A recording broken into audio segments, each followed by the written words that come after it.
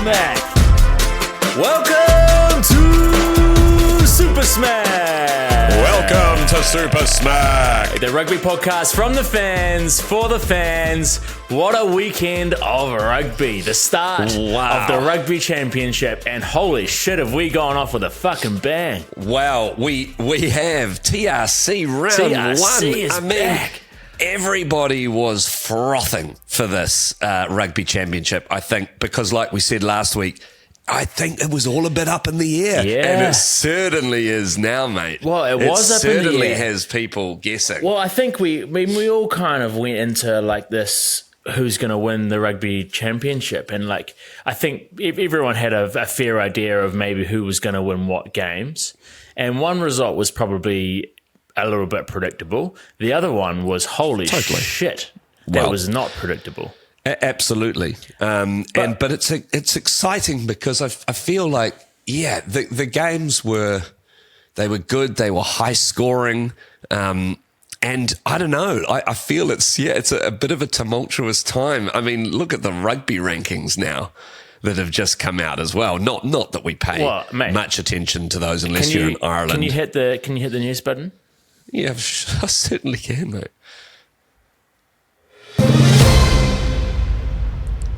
News. All Blacks are back on top. Number one in the world. What a day. What a day. What a day. It's been a long time coming. How long, I wonder, has it been since we I feel like it's been at least a couple of years, hasn't it? And isn't it so funny how they work that often it's the team that ends up coming on top. Jesus. They don't actually have to necessarily do much in that moment in order to do it. Like it's the, Yeah, you have to hold on to your points. You have to hold on to your points, but also it's big swinging dick losses that have happened in the other countries that have been obviously the movers and the shakers. But yeah, New Zealand, top of the bloody rankings. How good does it feel? I feel like we obviously have earned it, but also at the same time, like, I don't feel like we've done anything special. We haven't done anything out of the ordinary. We haven't done anything that we wouldn't expect. Well, here's the thing of why rugby's so topsy-turvy. We just whitewashed the French 3-0 in a series. A lot of the pundits would come on and say, well, it was an understrength French team and that was always on the cards. But who cares? It's still points. But clearly the French don't care about rankings because if they did, they could have probably damn well predicted that the All Blacks would end up at number one some point this year. It's like when you're collecting your status points for Air New Zealand. It doesn't matter if you're flying to fucking, I don't know, like Cairns or something, or fucking Perth. Like, it doesn't matter if you're flying somewhere dirty. It doesn't. Like, it's how much you pay for your fucking seat. It's how much you pay for your flights. It's whether you upgrade, whether you go into premium or business, you get a lot more out of that, mate. Doesn't matter where you're going, as long as you win. Some of the most expensive flights with the most status points are to some of the places you don't really want to go, like Dunedin. Like Invercargill. Invercargill. Those flights are bloody expensive, but boy, do they yield some points. Yeah, mate. You get some of those flexi fares down to Napier. Well, you basically have to get a flexi change because it's the only fucking... There's only one plane a day that goes. Yep, Nan's passed away in Hawke's Bay, so you got to nip down there on a flexi. Because you need to be able to get back. And what will be rubbing salt into the wound of a certain team in green is the fact that the other team in green have moved, are now in second. No. So you've got us, Ireland, and then the Boks come in. I mean, that's a change. Yeah, it sure fucking is. Look, I don't know. You don't pay much attention to those rankings until you hold those rankings for a good long time. Like the Boks, have been dominating. But, it's good to see. It is a psychological advantage, isn't it? It feels a lot better. Like, already, it feels a lot better. Or does it? Maybe it feels worse. Well, what I mean, the only thing what feels bad about it is that, like you say, you go, have we earned it yet? We probably haven't. What we need to do is maintain it. We need to have been gifted it, and we need to now be the caretakers of it and go, right, we're going to back this up with wins over South Africa at home, wins over Australia, taking out the TRC is what we need to do. I mean, if there's one thing we've learnt about the Springboks in the Rassie Erasmus era, is that they're going to come back, and they're going to come back with a whole lot of passion and a whole lot. They will play until they're like bleeding out on the field, and of course that's what worries me about the impending tour. Of the South Africans coming to New Zealand. They've got a lot of ground to make up, and they know that now they've lost this game to the Aussies. That every game is must win from here on in. You can only really, if you want to win, you can only really drop one game when it comes down to it. Well, mate, they've got another game to play in South Africa first. Yeah. And they're going to win that, right? What do you think? Well, I mean, mate, we started to go... And I still stand by the Bledisloe Cup thing just before it, just to preface it. But we started to go, Aussie, are they back? Are they back? Oh, the Aussie pundits just getting a little bit excited like they do. But, mate, the consistency is pretty clear. Yeah. I mean, some of those players are performing now week on, week out. The Jorgensens, the Suoli'is. O'Connor coming in is one of the greatest moves ever. And he had a shitty start. He had a fucking rusty old start to the test. Had a couple of shockers, and I was thinking... Which you kind of expect, right? I was kind of thinking, I was like, oh, well, I mean, because I've been rabbiting on about James O'Connor being in this starting lineup for this team ever since he stepped foot in fucking Christchurch. And I knew he was going to be there somehow. And I mean, I know that like a lot of things had to go his way for him to be running onto the paddock.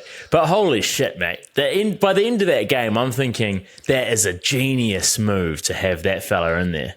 It's a genius move, and I guess, that's the benefit of playing in New Zealand, playing your rugby in New Zealand. You actually know what it's like to win something, don't you? It's another reason for us to hate the Crusaders. What they've done developed a killer. They've developed a killer for our opposition. They've made the Bledisloe Cup just a smidgen more vulnerable, I think. So the whole idea you've had around James O'Connor being a spy, yes, for Joe Schmidt is 100% complete. Almost. Yes, it is. That was the third stage. That was the final stage. All he's got to do now is play against New Zealand and beat us. Find a way to get under our skin and fucking beat us. And if only he knew, if he listened to this podcast, what the consequences would be of Australia beating us and winning the Bledisloe. Mate, why has no one been listening to me? I've been talking about this for ages. The writing was on the wall as far as I'm concerned. No one's been taking me seriously. I've been posting about it. I've been talking about it, and then it's coming into fruition, guys. We've got to start seeing this seriously. You're damn right, and his experience certainly won out in the end. And the guy's just won a Super Rugby title. He's hungry. And you know what else, they've mate? They've trained a killer. He's an orca. You know what else I'm a bit pissed off about? I'm getting into a bit of a rant here. I love that Aussie's doing well. It's great. But, mate, what's the point in fucking naming Les Kiss as a coach? When's he start? I thought Joe Schmidt was only going up to the Lions. No. I think he goes through till after the Rugby Championship. I think, doesn't Les Kiss come on for the Northern Tour? I feel like they're just adding competitions willy-nilly. That he was supposed to come... Like, Joe Schmidt said he wasn't going to be coaching this year. And then it got pushed to after the British and Irish Lions. That was a conversation we had last year. And now he's fucking beating the South Africans at Ellis Park. He needs to go home, mate. He needs to go back to Tauranga, back to Bay of Plenty, and he needs to just have a little lie down, sit on his porch, have a little with lie a shotgun, down. and then shoot some vagrants, mate. I think, to be honest, I'm now going, oh, what a absolute shame for Australian rugby that he has to leave, because he's potentially doing with the Wallabies what he's done with so many other teams. Yeah. It's a real shame. You look at a result like that and you go, Schmidt, there's a little Schmidt magic there. Do you think they just need to name their price? What if ARU just goes, all right, Schmitty. Well, we've got to this They've made stage, a series. They've made a litany of other errors, haven't they? So we've backtracking on the Les Kiss appointment. We've got to this point, mate. What's your price? What's your price? What do you think his price would be? 10 million a year, mate. 10 million? That's a lot of money. 10 million a year. No, hang on. That's more than Joseph Suaalii gets paid. I think it's worth it. We'll pay you the same as Joseph. 5. Nah, I reckon. Plus a booster. Do you reckon he would stay for 5 mil? Well, how much do you think he's getting paid? 2 million? I reckon 1 mil. 1 mil? No. Yeah, I reckon more than that. 1 mil plus bennies. 1 mil plus. And by bennies, I mean like an Eggs Benedict every meal. And then he gets the other luxuries like a car. And a car. Free dentist. Free dental care. Yeah. And free eggs, Benny. Yeah, at his favourite restaurant in Double Bay. No, I think what he's got is he can, at any time during his workday, he can call on an Eggs Benny. He can go, hey, I'll have an Eggs Benny, please. And he can substitute as well. So you can go to the Florentine, he can go to the just the spinach, the Montreal. Yeah, you can go to the Montreal. Go to the salmon. You can go to the salmon. You can go smoked or fresh. Or pan fried. And you know what? They've brokered this deal with restaurants so they can order it after the breakfast allotment time is finished in the day. Yeah. And you know there's a really trendy restaurant in eastern suburbs in Sydney. They're calling him at like 2 p.m. just after the breakfast menu's finished, and like Joe wants a Benny, and they're like, oh, for fuck's sake. Yeah. And I just packed up the hollandaise. Yeah, and what I think is that Australian rugby has like vetoed Cadbury, and now they're going for a hollandaise sponsor. So it's like Cato or something, Cato Kitchens. Cato Kitchens hollandaise, because that's the only hollandaise you know on the shelf, isn't it? But that's the only good one. It's the only quality one. Mate, yeah, we shouldn't be buying hollandaise. We should do a Charlie McDermott and make it in the Thermomix. Mate, who's got a Thermomix? You know how much a Thermomix costs? Well, Charlie McDermott's got one. Because, yeah, but have you? Would you buy one, mate? Of course, I can't afford that. Aren't they about $4 or $5 grand? I think they're 2.5. Oh, 2.5. Something like that. It's still a fucking mixer. 2.5 grand for a mixer, but boy, can she make a fine hollandaise. Mate, $6.99 for a Cato at New World. I can imagine you buying that. You know, on the weekend, you're tucking in, you get your little poached eggs just right, and then you're just proudly scooping the Cato on top. Preheater in the mic. Oh, preheat, yeah. Put it in the Pyrex. Yeah. Give it a spin with a fork. Oh my god! Sorry, where were we? Oh, sorry. Oh yeah. So we got off. So yeah. I mean, I think there's probably an opportunity at some point for Aussie rugby to keep Joe there, because mate, you're right. I really think we're starting to see the fruits of a long fucking road of Schmidt magic. Yeah. He's actually, when he got this team, it was a fucking cack team. It was an absolute shitter. Yeah, and they'd been through sorry to interrupt. No. And yeah, you're right. They've been through fucking everything. And they've gone through players like no tomorrow. They've dumped a whole lot of players. They've got rid of some players that some people think should have remained in the team. And they've also blooded a whole lot of new players. There's all these young fucking players in that team. And now they're starting to fruit, man.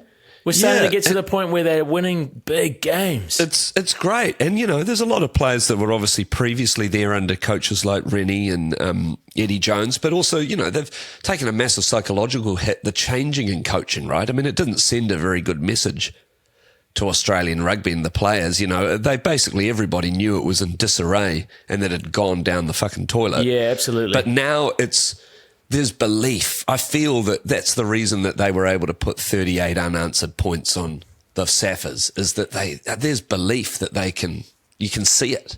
I mean, they're playing with confidence. Those tries they're scoring, they're not just average tries. They're scintillating, open rugby tries. Yeah, absolutely. I mean, there's a couple of things for me that came out, and the first 20 minutes, I thought, you know, that was my prediction, was that South Africa was going to come out and absolutely smoke them. And so when we were at... which they did, right? When we were at 22-0, 20 minutes into the game, I'm thinking, oh, well, that's kind of all over, you know? Like, I feel like we're probably, that's it, you know? And then they come back with one try at halftime. The South Africans, as like teams tend to kind of do, started to shit their pants a little bit when they were so far ahead, and then start to. Of course, there's always a comeback of sorts naturally. But yeah, and Joe Schmidt sort of said in his post match as well. He's like, I'm not gonna say that we weren't lucky. Because there was definitely a bit of a rub of the green. There were a few lucky bounces, But at the end of the day, and I think the South Africans lost it as much as the Aussies won it. I agree, and I don't actually buy the luck thing, because the luck was only responsible for the 38 unanswered points. But they could still have won the game with far less points than that, fewer points. Sure. That just a couple of those, even that was at that last try with the intercept, Tom Wright. I mean, that was a fumble from the midfield for the Saffers, but that could have gone another way. I want to know when the last time the Springboks went an hour of rugby without scoring a point. Probably a long time. Mind you, they play some tight. I don't know. Actually, that's a good question. Because there's a full hour, and there's so many records broken. I think what was it, like 1924 or something? Was the last time that they had beaten them at Ellis Park? No, 1963. Oh, 63. Yeah. So there'd been and they hadn't won in South Africa full stop.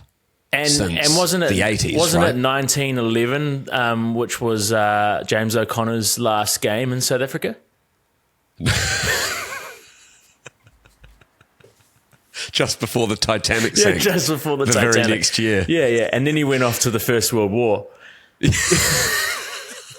And he looks great. He still looks great. Mate, he still looks not a day haircut, over 19. I actually quite like his haircut back in the early 2000s. It's very spiky. Yeah. It's very, like a little croc-side. But now he's got that big sort of lumpy mullet thing, which you get when you're a little bit like dad. He's a bit daddy looking now, He's how old is he? He's still 20s, isn't he? Or is he? No, he's 30s. No, he's in his 30s, mate. Come on. He looks good. He still has that. He has a boyish look to him, though. Yeah, old JOC.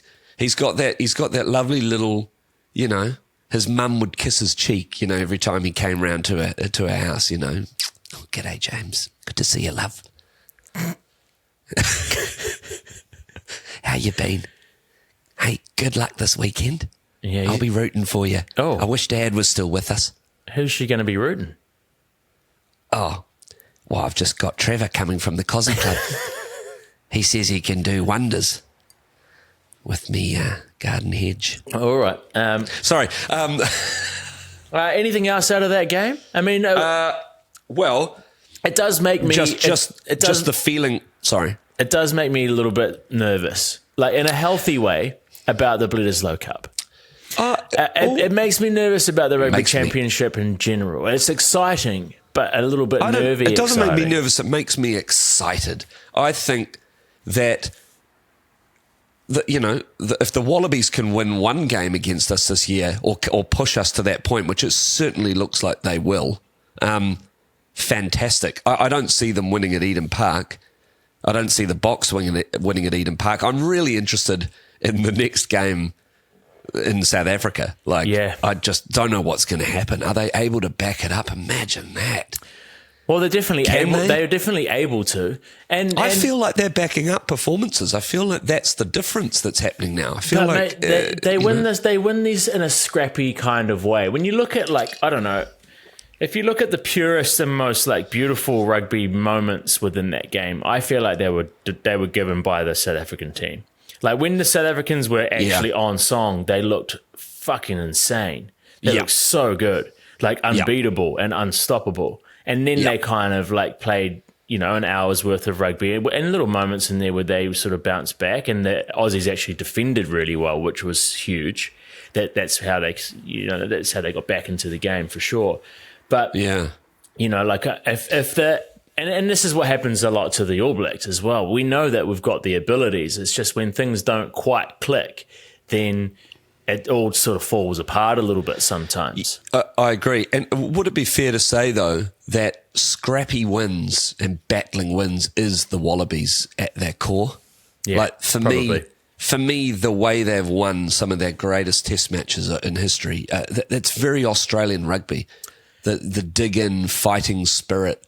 Like they used to be, I don't know if you agree, but I feel like they used to be the comeback. They were the comeback kings, the Wallabies. Like they would have some amazing fight backs and clinch games at the death. And in recent years, the difference was that they just didn't manage to clinch it. They came so close, but just never got the win. But I reckon that's in their DNA. So I'll be excited. I think you're right. South Africa are going to come back, and I mean, yeah, they look good, don't they? They're not going to let two blips on the radar, are they? But maybe, yeah. I mean, I'm hopeful. It would be nice. It would be really nice for the Aussies to be in contention after the first round of games for the Rugby Championship for the first time in what would be a decade? Do you think? A long, long time. I mean, they might have picked up a couple of wins against Argentina maybe in the past when they've played them first, but I don't know. Yeah, it's nice to see them back. I believe they're back. They're definitely back just by winning at Ellis Park. You know, that is huge. Oh, massive. Absolutely massive. And just the like you said earlier, the player stocks. There's some great players in there. Who was your best player out of that game for the Aussies? Well, I mean, I thought James O'Connor played great in the end after what you said was a patchy start. I'm fans of their back three, mate. I think Tom Dylan Wright's Peach, Tom Wright, and Max Jorgensen are quality. He's cracked his jaw though, right? Surely he went off pretty. Sore. He actually might. Yeah, you're right. He might. Yeah, but because he had a blinder in that final Lions game. He was massively influential. Imagine getting Khaleesi's shoulder to your fucking jaw. Holy shit. You know what it reminds me of? That time that Ali Williams and Sebastian Chabal ran into each other. Yeah. And Ali Williams, Thunder. It broke like, you could hear it. It was sickening. And then Ali Williams, you could tell he was talking like this. And he was holding his jaw in place because it was dislocated and broken. And a couple of teeth had been fucking blown out. And he's just pissing with blood out of his nose and mouth. And it's just running down his hands. That was one of the most horrific things I've seen on a rugby field. Do you think you would just die if you were to get that kind of hit from Sia Khaleesi? I mean, I'd certainly put on a performance like I was going to be dying. Yeah. You probably wouldn't die, I guess. Like human body's pretty amazing and can heal, can take a hit. But I mean, I would definitely be whinging about it a lot more than these players that, especially, I feel like Ali was pretty chilled about it when he got fucking owned by Chabal. He's just like, yeah. I'll own a soccer club one day and marry a billionaire. And I'm totally going to get my helipad in Herne Bay. Well, if the council won't fucking get in my way. And all those other people who can't stand the noise. Where's he catching his chopper to? Mate, where's he going? Well, he's got, I don't know, fucking probably up to Cody Cliffs or Te Arai Links. Yeah. Maybe over to Waiheke. Probably 5 minutes to Waiheke from his place. Can't he just drive over to the helipad on the North Shore and just catch it from there? Mate, that's a 10 minutes on the bridge. Yeah, no, not in traffic. Well, go at another time of day. What if he has to be there at 6? There's no traffic going north at 6 in Auckland, mate. You know that. 6 p.m? Oh, he's not going to play golf in the night. Oh, maybe he's just going up for a couple of bevies and a steak and a T-bone. Well, then that's where he needs to look at himself for, excess spending of money when there's people dying in the world going up for a T-bone. That's fucking rich, mate. When was the last time you thought about anyone dying before you got a lovely little Prego duck risotto? When's the last time you did, old high horse? You're telling me that you don't before you fucking hell. I've seen you with that Prego hat in the back of your car, mate. Mate, it got coolant on it and it's ruined. It was dyed a bright green, and it never ventured out again. Why does coolant have to be a bright colour? I think it's a warning thing because you get pink, you get red, you get green and blue. And they're all usually, Are they for different things? So is one like antifreeze, one's more of a lubricant? They change the colour depending on the engine. That seems to be like because some people engines use blue, mine current one uses bright pink. Don't know why. I know why, mate. Oh, what? I don't. What? Why? What? Oh, for fuck's sake. Ask your mum, mate. Hey, a disappointing round of NPC for you and I. Oh, yeah. Come on. Well, I know we don't. Look, I'm loath. To be honest, I'm actually not going to give certain people the. Mate. I'm not going to give it. You're lucky. You're lucky we didn't pick up on. I didn't realise that Wellington was playing your lovely foes down in the mighty Otago. Not a Māori word. No, it's not. Mate, you lost. You lost to the. Rhino King just texted blue me and yellow, and just said, "Eat that, Sim. Eat that result." Which is kind of a boring shit text. Nah, he loves it, mate. And I think he probably loves because he's a more of a traditionalist like kind of fella. So I reckon he would probably prefer an Otago win over a Highlanders win. He would. And do you know what? There is a little backstory to it. I saw him just yesterday afternoon and I said, oh, well, Otago are going to get spanked tomorrow, aren't they? Yeah, you've got a history of doing that, mate. Got a history of being a little bit cocky and talking down your opposition. Mate, I love to just stir the pot. You need someone, you know? We can't just all be the pot. Someone has to do the stirring. Yeah, that's true. You know? But Bay of Plenty had a loss as well against the good-looking Canterbury, I think, this year. Yeah, they always look reasonably good, don't they? Well, yeah, but no, not last season. They sort of were not quite up to scratch, the Canterbury team. But yeah, they're looking good. Some good players. I mean, Bay of Plenty are an excellent team. So what do you reckon? I don't know what happened there. Just didn't really. Yeah, it was at home as well. Yeah, it just didn't. I know. So was the Wellington one. Yeah, I mean, we lost a couple. Bit of a shame. Lost a couple of. I mean, did we have our All Blacks last week, or was it just in round one? I can't even remember. I think You've did we got have All Blacks? Well, yeah, mate, we had Narawa in there. You know, people that have made that squad. You know. Oh yeah, but Nara was in Argentina. I know. Right? I know. He is now. I'm asking, was he last week? I think he might have played that last game. I can't remember. Anyway, beside the point, there's been a couple of changes in that team. So maybe, hopefully they bounce back. They're still a good team. So are Wellington. You know who was looking fantastic this round is Taranaki. Yes, well, huge win. Yeah. And a particular gentleman. Yeah. Well, he got a hat trick, old Josh Jacob, you know, and he has had some stellar performances in the past for Taranaki and one or two really good games for the Chiefs. He had a couple of shockers for the Chiefs as well when D-Mac was out for a little injury here and there.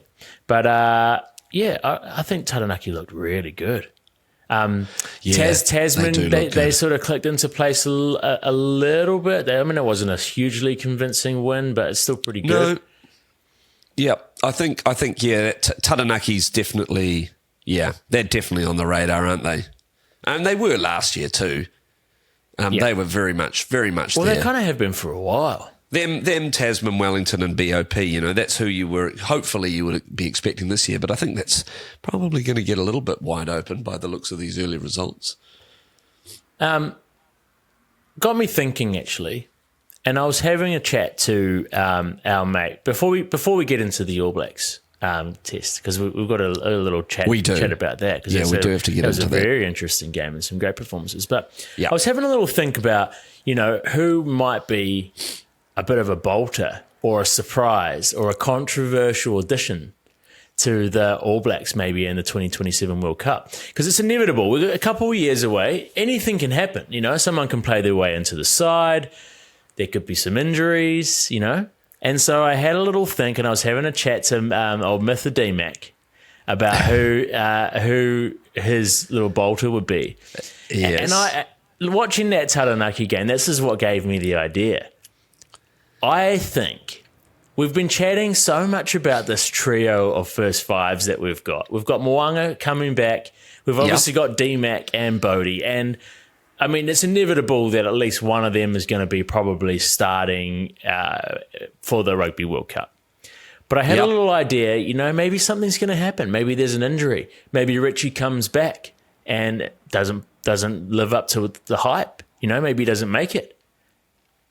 I reckon Josh Jacob is going to be on the pine in the Rugby World Cup 2027. You think Josh Jacob is on the bench for the All Blacks at the World Cup in Australia? Yeah, I think he's going to play his way in. I think he's going to have this amazing ascendance of, like, I don't even know if that's a word. This amazing rise, this amazing ascendance of talent that's going to. This form is just going to come. Ascent of form is going to come. He's going to play his way into that team, mate. He's going to have a cracker season for the Chiefs next year. And they're not going to be able to deny the fact that he should be in the squad. And he's going to play his way in, and he'll be on the bench. He'll be on the bench. Well, mate, I mean, we have been talking him up since the start of the Super Rugby season, and then we sort of lately have been going, what the hell happened to Josh Jacob? Yeah, mate. But if anyone that's not in your precious Hurricanes team has a bad game, all of a sudden they're the shittest player in the world, and they'll never make the All Blacks. Mate, he's just got a lot of competition at the moment, but you're saying that something is going to shake up, and he's going to Something's going to shake up, mate. Something's going to shake up. Something's going to happen, mate. Just watch this space. We've got 2 years, remember. It's not 2 years. You've got 2 seasons. It's not just you've got the corner. one more season. Yeah, really. But mate, players are aging. We've seen a lot of injuries this year in the All Blacks, so there's nothing to say that it's not going to happen next year. Okay. So who have you got, mate? Well, You're not gonna like it because you're just gonna think, oh, I'm just picking a Hurricanes player. Who is it? I think to your injuries point as well. Coles? Is it Dane Coles? No, yes, Dane Coles is coming back. To your injuries point as well, and how we go, and that our midfield is still changeable. I reckon there's a damn good shot, and I've always said that this guy is. I know who this is. I've always said that this guy is quality. No, mate, I'd love to see him in there. I think he's got a strong future, but he does get a bit injured. Riley Higgins. Bradley Wiggins. I don't know if he's going to get there in time, but he would be a surprising... Mate, 2 seasons. This is what I'm saying. He plays his way in during the Lions... Maybe. And then all of a sudden he has rebounds straight into the Super Rugby season, has a cracker season. Maybe Billy gets injured, God forbid, maybe Geordie goes down with a broken femur. We're really screwed. Otherwise we're fucked. Maybe cracks his coccyx on the ski field somewhere, Does he ski? I don't know. Maybe he gets a golf ball right on the sphincter. And it really blows stuff up. He gets from Bodie irreparable hemorrhoids. A practical joke from his brother gone wrong. Yeah, he gets irreparable hemorrhoids, and he can't cure them, and he can't walk, so he can't run fast anymore. Maybe okay. So myth of D-Mac's come through, and he's said a name that I actually had to Google and figure out who it is. And now that he's actually said it. It's a fucking cracker. Jacob Neepkins. Yes, Jacob Ratamai Tavuki Neepkins. So he's played for the Māori All Blacks. He played for the All Blacks 15. He's played for the Barbars. He had a little stint at the Barbars. Yep. He's a Taranaki winger. Well, actually, he plays fullback for the Taranaki, doesn't he? Yeah, but he plays for the Highlanders. He is a good player. He definitely is a good player. He had a little stint up at the Blues, and now he plays down. Did he? That's right. He plays down in at the Highlanders now, right? Yes, he does. Yeah, he plays for the Highlanders, and he's one of their standout players, to be honest, because they don't have many. So he is good. That's a great call from Myth. He could easily be there. I mean, I guess wingers are actually people you can talk about in this respect with all seriousness, because we know how long the shelf life, or short, the shelf life can be. And you and I were talking the other day about who is the next big winger. It's who Rico. is that? It's Rico, mate. Do you reckon it is after yesterday? He had a bit of a mare, didn't he? He had a bit of a mare. He had a couple of little fumblies. He had a couple of little fumblies. He wasn't his powerful best. I've seen better. No, people are calling for his head already. They do after every game. He's all right. He'll still be there. He's still a very good winger. I still prefer him there over Caleb Clark because of the Suzuki incident. Yeah, that's your reason for not liking Caleb Clark. Would you rather? What other winger would you rather there in his place? Forgetting, you would. Yeah, you'd love Leroy to jump on with Sevu on the other. Leroy and Sevu would be my pick. Well, Sevu Reece made a couple of little uncharacteristic errors this morning as well. Mate, the team did. Yeah, there were a lot of uncharacteristic errors. I got to say, should we get into the? We should get into the team. Well, before we do, obviously, if there are any bolters out there that we've missed, anyone that any of you think out there is going to make the 23 for the Rugby World Cup for the All Blacks, someone unexpected. Someone that we haven't talked about yet. Someone that is on the way up and is just peering around the corner.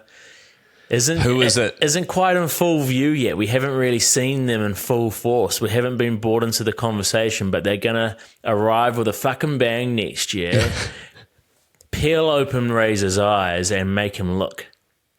I mean, who is it? Who's that other person? Do you agree with Myth? Is it? Yeah, I definitely think Neepkins is a great call. Yep, I do. Yep, he's great. Yeah, I'd love to see how he continues to develop. Bradley Wiggins can carry on cycling, mate. Stop calling him Bradley Wiggins. All right, so let's talk about this beautiful game. Yeah, let's dissect boys, this game. These lovely men that we call our All Blacks. They've gone and done it and pretty convincingly in the end. I mean, They ran away with it at the end through two beautiful tries from your lovely Samisoni Tokiaho. Yes. What a super sub we know he is. And actually, I think the reserves did a pretty good job, actually, for the ABs. Yeah, there was just that little sort of, the resurgence from the Argentinian team, which, I mean, we all know that they're very capable of. But yeah, got a little bit close there. They were within 5 points at one point. They were, but would you say that the pattern of that match matched more of the typical pattern that we used to see from the All Blacks? A strong start, we go off the boil a little bit as the other team comes back, but then we finish convincingly and put them to the sword. Now that's the All Blacks of old. Well, that's what we've been used to for so many. That's the years. That's the Henry Hansen era. Was always the last 20 minutes. I remember when in the 2011 and the 2015 World Cup. Both of those World Cups and the years surrounding those World Cups, we were never beaten in the last 20 minutes. It was like we had more ticker than anyone combined. That's right. And that's fitness, but also it's the character, isn't it, that we had? We had the character of you're not beating us. Not even when we've had our backs against the wall. And so maybe this team is showing shades of that, which is very exciting. And I think that experience off the bench, in players like D-Mac, it's great to see. I mean, sure, it was a bit scrappy, but I don't know, pretty convincing. And I would say going into next week, I don't see the RGs winning. Yeah, there's some great tries. I feel we've got two on the trot. Some people shone. Yeah, you're right. The bench was nice. I like those guys coming off the bench. It was nice. Everyone that came on, I was like, yeah, I like you on my team. It's nice having you on my team. Except for the obvious. What, Rico Ioane? No. Oh. I don't like Finlay Christie. And to be fair to him, he actually had a really good game. Yeah, he played really well. What did you think? Bench. Yeah, he was good. I thought he handled things well. Inoffensive. And I think his speed was enough. Yeah. I mean, look, we've been treated. We want our A players. I mean, Ratama was good, right? Yeah, we should probably talk about that. Yeah, I think he stepped up. I think he was solid, and that's all that matters. We needed him to be good because ultimately, when Roygaard returns, you think it's the two of them making a play for those positions. So, yeah, that was promising. I mean, I think we had it over them in the forwards, right? I mean, we didn't let their forwards into the game for quite some time. I felt our ruck speed was immense. Like, it was impressive. Like, we were playing some seriously up-tempo rugby, which gave us that lead. I don't know. I was overall pretty happy. You know what? I saw a couple of big yells from Duplessis Karifi. Yeah, and it's made me realise that he's one of those players that he'd be so annoying on the opposite team. Like, if he was playing for the Wallabies, I'd be like, get a life, mate. Get fuck a life. off. And you would say something as lame as get a life. Do you know what? Remember the time the referee nearly penalised him and told him off for chahooing? He got told off for chahooing in the NPC. That's so good. Because he was like chahoo at the end of a ruck where they'd won the ball. Yeah, he always does it. The guy told him off. I was like, mate, fuck off. He's celebrating. Like, give him he should be. And, it is psychological. He is getting in the heads of the opposition. He's letting them know that he's there to play. And it's awesome. I get it when your players have done something, like your teammates have done something good. Like, someone's got a wee turnover. Maybe you get a scrum penalty. Maybe you win a line out. Maybe you force an error. Maybe someone does a big hit and the opposition spills the ball on. But when, when the opposition has made an unforced error and you chahooing and you go, yeah, and he's on these big it's like, dude, come on, man. But is that what he was doing? It's like when you're playing tennis and the ball hits the net and then dribbles over and you win the point and then you celebrate. The etiquette is to go, sorry, mate. No, I didn't mean to do that. That's unfortunate. I'll take the point. I'm going to take it, but I know that it wasn't my intention to do that, and I'm sorry that you had to. You don't win that point. Well, mate, the All Blacks we've never been like that. A lot of other teams are. I feel like we celebrate when it's due. I feel like we're very calm. In fact, sometimes I go, boys, you could show a little more emotion. But and you can see it when the All Blacks do it. It means something to them. Yeah, and it doesn't matter when it's on our team. Like, I'd love it. I think it's great. Yeah. And, there has been some players in the past that have been a bit like that. Aaron Smith was a mouthy little bastard. And so was Dane Coles. He had a fucking ripper of a mouth. Dane Coles was the master of it all. He basically perfected it. He owned it. Ali Williams, I reckon, got in there a bit. Chris Jack was another one. I reckon the Brooks would have been fucking assholes on the field to be in the opposition. Yeah, I mean, TJ was pretty mouthy too. Yeah, but TJ was always lovely. He was polite though. But he let people know his displeasure. Yeah, but TJ wouldn't have celebrated someone else's knock on. He had way too much integrity for that. Yeah. Mate, he's vegan. Mate, speaking of that, we haven't mentioned Nick White's coming out of retirement. Yes. That's pretty cool. Mate, so that was so important to them too. Yeah. To have him there and that experience, especially him and James O'Connor. That was great. I was just going, oh, man.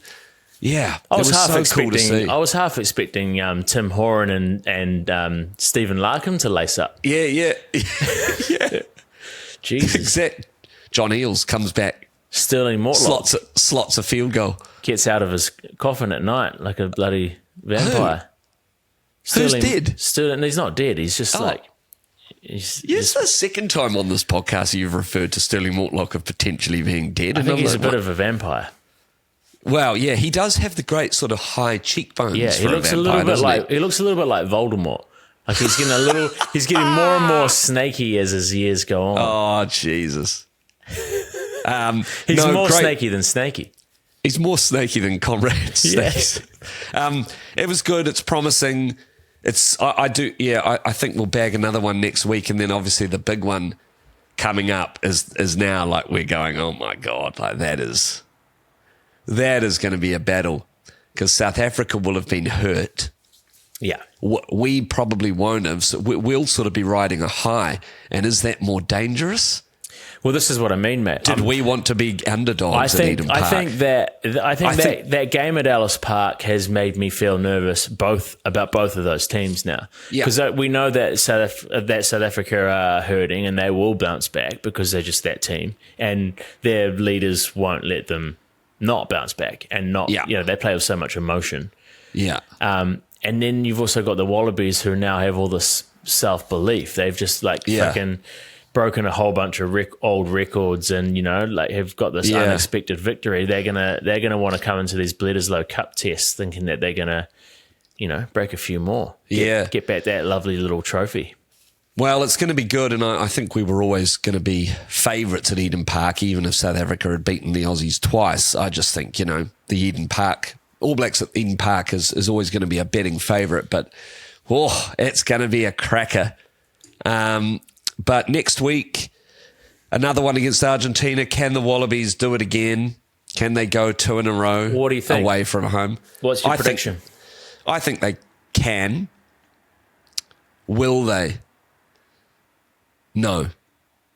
South Africa will come back. I'm going to go nail biter. Yep.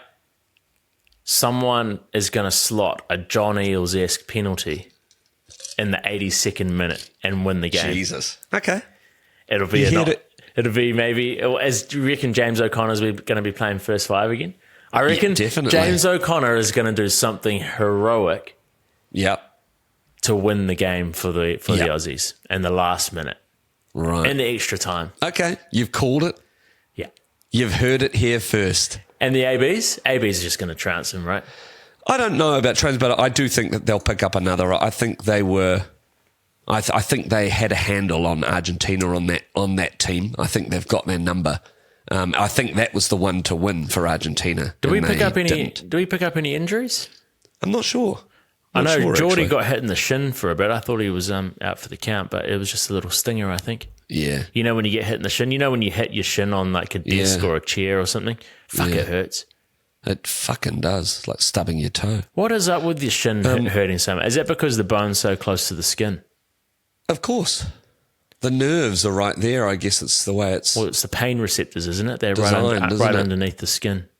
There's it's a real no muscle, stinger. no muscle there to soften muscle. the blow. Where else hurts when you hit like your chin? I guess forehead. Your head nose. always hurts. Your head always hurts. Well, there's just nothing there, and it bleeds like a fucking stuck pig, mate. Jesus, does it? What? Have you ever split open your head? Nah, can't say I have. I remember I did at Stephen Liam's house when they first bought their old villa. And I jumped up. I was dancing too much and I jumped up too high and hit my head on the top of the door frame. And it bled like no tomorrow. I remember having a shower thinking I was like dying when I got home. All this dry blood. And I hope I don't. We should probably wrap up, mate. All right, mate. All right. Well, we'll join you next week. More TRC, more NPC. Thanks for listening. It's going to be good. Thanks for listening. Make sure you also join us on the Rugby Championship Fantasy League as well. Yeah, we've got one of those set up. Yes. We'll post another couple of links to our to our group, to our league. Nice to see some familiar faces in there from the Super Rugby Fantasy League. Bulldog's back. I don't know who's in the lead at the moment. Let me just have a little... I won't be able to bring it up, I don't think. No, that's all right. Give us a join. I want to know who's winning. Just play amongst yourselves. My leagues. Ollie Webb, 571. Good on you, Ollie. 571 points he picked up. Good on you. That's a huge round. Hey, mate. Yep. Why are you not there? I got to put my team in. I've got to put my team in. What do you mean? You've missed the first round. I've missed it. Yeah, I'll fix it. I promise I'll fix it. Hey, mate, just sort your shit out. Yeah, I know. I'll sort it out. One in. No, I need to. I've been busy. I'll have to do it. Mate, you're already a handicap. Make sure you play your boosters next week. Yeah, I am going to play them all, and you'll see how strong I come back. All right. Thanks for listening. All right, mate. We love you. Hooroo. Hooroo. Hooroo, everybody. We love you. Super Smack.